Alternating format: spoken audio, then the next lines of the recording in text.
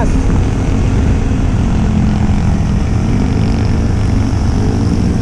Ito yung Santo Tomas, guys. Ayun, kita nyo naman, Santo Tomas. Ay, dahil Santo Tomas. Huwag ka munang umenter, kuya. Huwag muna. Ayun guys, so yung mga ganyan na liliko na truck, dapat aware kayo lagi doon. Huwag kayong biglang papasok. Naku po, may karalang yan. Ilagang driver pagka ganon. Tapos sisisihin sa driver, pero nakasignal na yung truck, ang layo pa lang. Tapos ang sasabihin, kasalanan ng truck driver, kawawa.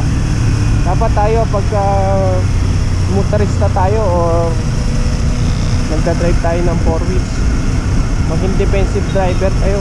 Kumbaga agresibo kayo dapat. Malawak tapat ng mata nyo, parang agila ba. Kita nyo yung mga tapat ano, para kayo nanghahunting ng dadagitin yung pagkain. Parang ganun guys. So meron na kayo napulot na idea. Galing din sa tropa ko yan, yung ganyan salita.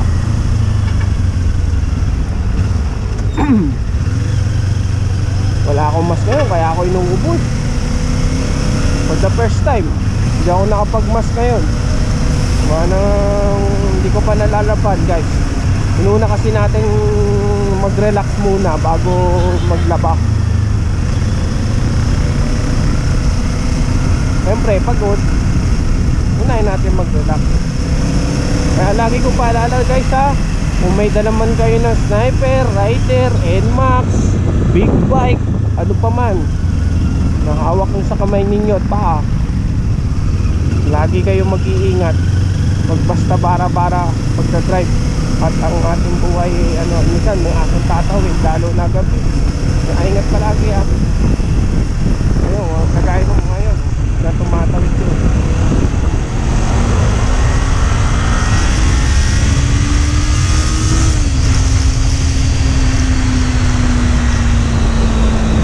Lalo na yun, mas delikado yun.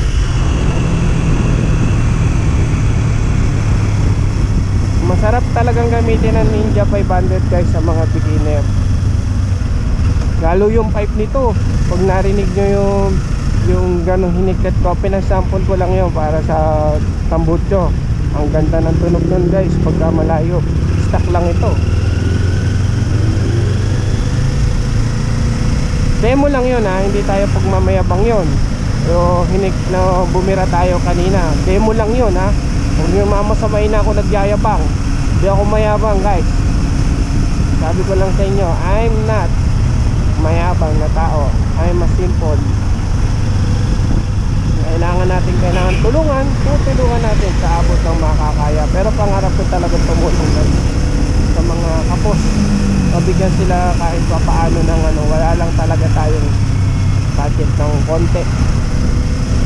Tingnan nyo, darating ang araw, yung pinangako ko, tulungan natin sila.